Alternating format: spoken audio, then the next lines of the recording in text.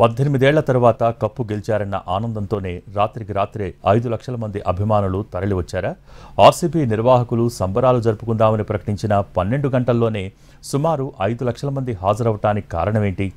ఇటు నిర్వాహకులు అటు ప్రభుత్వం అభిమానుల రాకను అంచనా వేయలేకపోయాయా? ఎన్నడూ లేని విధంగా కర్ణాటక చరిత్రలో రాత్రికి రాత్రి 5 లక్షల మంది వరకు అభిమానుల రాక వెనుక ఉన్నటువంటి మరో కారణం నమ్మ కర్ణాటక అనే నినాదమేనా? ఆర్సీబీ వేడుకలకు ఇన్ని లక్షల మంది రావటం వెనుక ఉన్నటువంటి కారణం భాషాభిమానమేనా? మరిన్ని వివరాలు మా ప్రతినిధి కార్తీక్ బెంగళూరు నుంచి అందిస్తారు.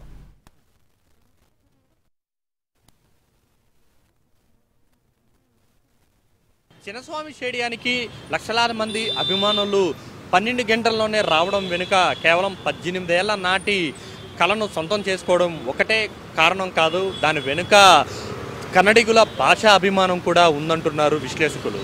నమ్మ కన్నడ, నమ్మ కర్ణాటక, నమ్మ ఆర్సీబీ అనేటువంటి నినాదం కూడా అభిమానుల పెద్ద ఎత్తున రాకను రావడానికి కూడా కారణంగా మారిందనేటువంటి అభిప్రాయం కూడా వ్యక్తమవుతుంది. కేవలం 24 గంటల్లో కప్పు గెలిచినటువంటి 24 గంటల్లో ఈ యొక్క ఈవెంట్ అనేది ఆర్గనైజ్ చేయడం, దానికి తోడు 12 గంటల తరువాత ఏదైతే ఇక్కడ చిన్నస్వామి స్టేడియంలో ఆర్సీబీ టీంకి మొత్తానికి కూడా సన్మానం చేస్తామని చెప్పి చెప్పడంతో ఒక్కసారిగా కూడా కేవలం 12 గంటల వ్యవధిలోనే ఒక్క బెంగళూరులోని చిన్నస్వామి స్టేడియం చుట్టుపక్కలే దాదాపు 4 నుంచి 5 లక్షల మంది అభిమానులందరూ కూడా రాత్రికి రాత్రి తరలి వచ్చారంటే ఈ యొక్క భాషాభిమానం అనేది ఈ మధ్య కాలంలో ఏ స్థాయిలో ఉందనేది కూడా అర్థమవుతుంది అంటున్నారు. దానికి ఉదాహరణగా కూడా గత కొంతకాలంగా నమ్మ కన్నడ అనేది పెద్ద ఎత్తున కన్నడిగులు ఓన్ చేసుకుంటున్నటువంటి పరిస్థితి. ఈ మధ్య కాలంలో కమల్ హాసన్ సినిమాకి సంబంధించి డాక్ లైఫ్కి సంబంధించి వివాదం కూడా నడుస్తుంది.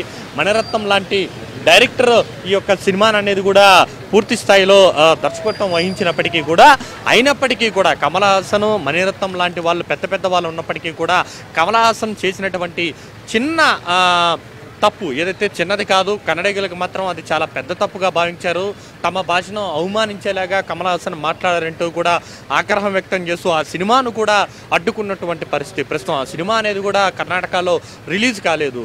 సో వైపు అలాంటి పరిస్థితి, మరోవైపు భాషాభిమానానికి సంబంధించి ఈ మధ్య కాలంలో జరుగుతున్నటువంటి రకరకాల పరిస్థితులు అనేది కూడా అందరికీ తెలిసినటువంటి విషయమే. చాలా చోట్ల కన్నడ భాష మాత్రమే ఉండాలి అంటూ కూడా పెద్ద ఎత్తున కన్నడిగులు పలు చోట్ల పెద్ద ఎత్తున ధర్నాలు చేసినటువంటి పరిస్థితి. నమ్మ ఆర్సీబీ అనేది కూడా ఓన్ చేసుకున్నారు. ఇది బెంగళూరు టీము, ఇది మా టీము, ఇది మా కర్ణాటక టీం అనే దాన్ని కూడా మరింత ఎక్కువగా కూడా ఈ యొక్క కన్నడిగులు ఓన్ చేసుకున్నటువంటి పరిస్థితి. అందుకే ఒక ప్రవాహంలాగా, ఒక సునామీలాగా కూడా కేవలం 12 గంటల ముందు ఒక ఈవెంట్ అనేది ప్రకటిస్తే అంతకు రెట్టింపు ఉత్సాహంతోనే అభిమానులు 4-5 లక్షల మంది ఒక్కసారిగా కూడా రావడం కూడా జరిగింది అంటున్నారు. అందుకే అభిమానుల తాకిడి ఆ విధంగా వచ్చింది.